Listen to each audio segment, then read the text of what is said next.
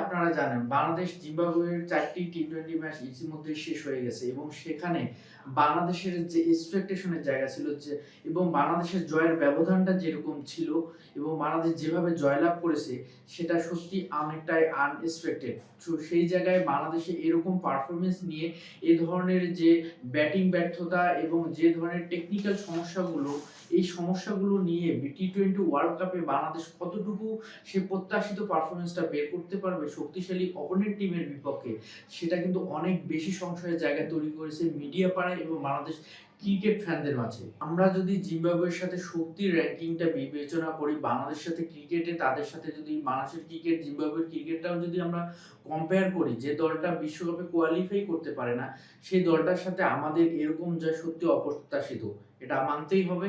এবং বাংলাদেশ ক্রিকেটে ব্যাটসম্যানদের যে ব্যর্থতা এবং ব্যাটসম্যানরা পুরো ৪টি ম্যাচে জয়লাভের যে অনবদ্য ভূমিকা রাখে হচ্ছে বোলিং ডিপার্টমেন্ট।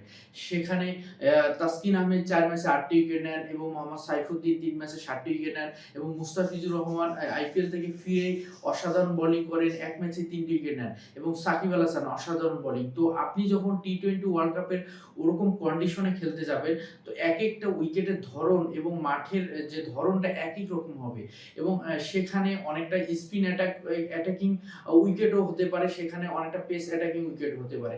সেখানে একেক ধরনের উইকেটের কন্ডিশনে আপনি যখন টিম সিলেক্ট করবেন, যখন আপনি কোনো সদস্যের দল ঘোষণা করবেন, তখন আপনার সবকিছু ব্যালেন্স করে টিম কম্বিনেশনটা ঠিক করে সেটা ঘোষণা করতে হবে। কিন্তু সেই জায়গায় অনেক বড় বেশি যে সমালোচনার জায়গাটা তৈরি হয়েছে সেটা হচ্ছে লিটন কুমার দাসের মানে রান করতে না পারা, আপনার নাজমুল হোসেন শান্ত রান করতে না পারা। তো লিটন কুমার দাসকে বাদ দেওয়া নিয়ে অনেক কথা ইতিমধ্যে হচ্ছে মিডিয়া পাড়ায়।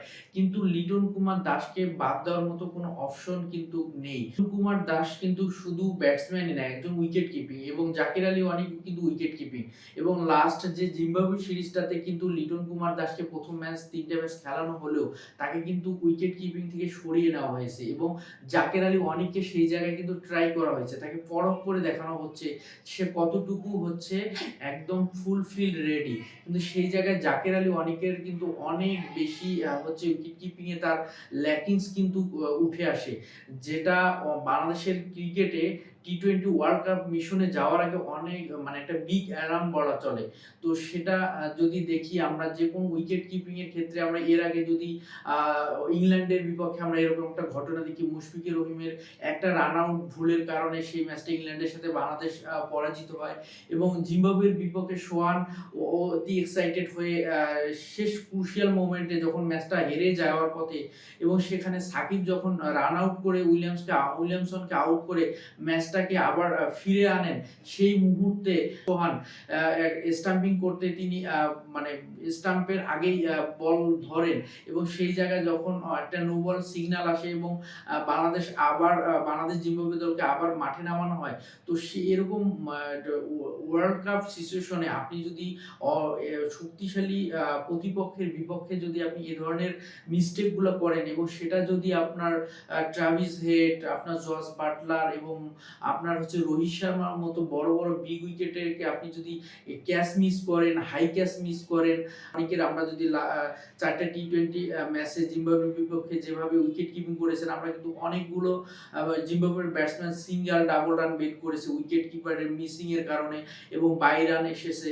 তো সবকিছু মিলে এই উইকেট কিপিং এর বিষয়টা কিন্তু অনেক গুরুত্বপূর্ণ একটা বিষয়। তো এখানে কিন্তু আর কোনো ব্যাকআপ অপশন নেই। লিটন কুমার দাস, জাকের আলী অনেক, আর তাছাড়া সেরকম আর কোনো মানে পারফেক্ট এবং বেস্ট অপশন বাংলাদেশ যারা টিম সিলেক্ট করবে তাদের মাঝে নেই। নুরুল হাসান সোহান যেহেতু চিন্তা ভাবনার টি-টোয়েন্টি ওয়ার্ল্ড কাপের চিন্তা ভাবনার বাইরে, আপনার মুশফিকুর রহিম যেহেতু অবসরে, তো সেহেতু সেই জায়গায় কিন্তু একজন বিগ উইকেটের ক্যাচ মিস করা এবং তার লাইফ পাওয়া, সেটা সেই ব্যাটসম্যান পরবর্তীতে কিন্তু ওই ম্যাচের পুরো মোমেন্টামটা পরিবর্তন করে দিতে পারে, সেই ম্যাচের মোড় একদম ঘুরাই দিতে পারে, সে কতটা আরো ভয়ঙ্কর হয়ে উঠতে পারে সেটা কিন্তু আমরা ইতিমধ্যে অনেক ক্রিকেটের ট্র্যাক রেকর্ড গুলো যদি দেখি সেটা আমরা কিন্তু দেখতে পাই। তো সব দিক থেকে বাংলাদেশের আরো যেটা বড় ভয়ঙ্কর যেটা রূপ, হয়তো বা বাংলাদেশ টি-টোয়েন্টি ওয়ার্ল্ড কাপে যাওয়ার আগে এই সিচুয়েশনে যখন জিম্বাবুয়ের বিপক্ষে প্রস্তুতিমূলকভাবে টি-টোয়েন্টি ওয়ার্ল্ড কাপের জন্য এই সিরিজটা আয়োজন করে, সেখানে পুরোপুরি 4টি ম্যাচে ব্যাটিং যে ব্যর্থতা, টপ অর্ডারের একটা ভয়ঙ্কর যাতা অবস্থা, যে কোনো কন্ডিশনে যে কোনো উইকেটে তাদের যে বারবার দুমড়ে মুচড়ে যাওয়া এবং রান করতে না পারা, পাওয়ার প্লের মধ্যে 3-4 উইকেট হারিয়ে বসা, এটা আপনি যখন টি-20 ওয়ার্ল্ড কাপে 20 ওভারের ছোট ফরম্যাটে যখন আপনার 6 ওভারের মধ্যে আপনার পুরো ম্যাচটার ভিত গড়ে দেওয়া যায়, তো সেখানে যখন আপনি অনেক পিছিয়ে থাকবেন, আপনার যখন ফোকাস থাকবে টোটাল স্কোরটা 180 থেকে 200 প্লাস, সেখানে যদি পাওয়ার প্লেতে আপনি 40 রানের মধ্যে 3-4 উইকেট হারিয়ে বসেন এবং সেখানে যদি আপনি 35 রানের মধ্যে 2 উইকেট হারিয়ে বসেন, সেই ম্যাচটা কিন্তু ওই রকমভাবে ফিনিশ পর্যায়ে নিয়ে যাওয়া কিন্তু মিডল অর্ডার বা লো অর্ডার ব্যাটসম্যানগুলো সেই জায়গায় ক্যারি করতে পারবে না। তো সেই জায়গায় বাংলাদেশের সবচেয়ে যে বিগ আরও যেটা ভয়ঙ্করভাবে মানে দাঁড়িয়েছে, সেটা হচ্ছে যে নাজমুল হোসেন শান্তর রান না পাওয়া এবং হচ্ছে লিটন কুমার দাসের। তো লিটন কুমার দাস বিশ্বকাপ স্কোয়াডে থাকবে এটা একবারে আমরা নিশ্চিতভাবে ধরে নিতে পারি। সেটা হচ্ছে আরেকটা অপশন, সেটা হচ্ছে উইকেট কিপিংয়ের কারণে। এবং মিডল অর্ডারে মাঝে মাঝে যেমন হচ্ছে আপনার লাস্ট ম্যাচে যখন টপ অর্ডাররা ভালো করলো, মিডল অর্ডারে 42 রানের মধ্যে 9 উইকেট হারিয়ে বসা, যার তা অবস্থা, সেটা একটা বিষয়। এবং যখন টপ অর্ডাররা বারবার ব্যর্থ হয়, মিডল অর্ডারের উপর যে চাপটা পড়ে, সেই চাপটাকে রিলিজ করতে না পারা এবং সেই দায়িত্বটা সঠিকভাবে পালনে ব্যর্থ হওয়া, সেটাও অনেক বড় বিষয়। এবং মাহমুদুল্লাহ রিয়াদের ব্যাকআপ অপশন যখন লাস্ট ম্যাচে ট্রাই করা হলো, সেখানে কিন্তু পুরোপুরি ব্যর্থ। জাকের আলী অনেক বলেন, আপনার হচ্ছে সাকিব আল হাসান বলেন, সেই জায়গাটাতে কিন্তু ব্যর্থ হয়। তো মাহমুদুল্লাহ সেই জায়গাটাতে ফিনিশিং যে রোলটা প্লে করতে হবে, সেই জায়গায় মাহমুদুল্লাহই বেস্ট অপশন। কিন্তু মাহমুদুল্লাহ রিয়াদের বয়সের কারণে তার হয়তো বা প্রত্যেকটা ম্যাচে তার ওইভাবে তাকে খেলানো নাও হতে পারে। তো সেই জায়গায় একজন ব্যাকআপ ওই পজিশনে মিডল অর্ডারে যে দায়িত্বটা নিতে পারবে, সেই জায়গাটাও কিন্তু অনেক গুরুত্বপূর্ণ। তো বাংলাদেশকে যদি টি-20 ওয়ার্ল্ড কাপে ভালো পারফরমেন্স করতে হয়, প্রত্যাশা করতে হয়, সেখানে যদি বাংলাদেশকে সুপার 8-এ হচ্ছে উত্তীর্ণ হতে হয়, তো বড় বড় টিমের বিপক্ষে আপনি যখন একটা জয় বের করে নেবেন, ক্রুশিয়াল মোমেন্টে আপনি যখন পুরো ম্যাচের মোমেন্টামটাকে ঘুরে নেবেন, তখন আপনাকে প্রত্যেকটা খেলোয়াড়কে তার পজিশন থেকে তার দায়িত্বটা হচ্ছে ঠিকমতো পালন করতে হবে।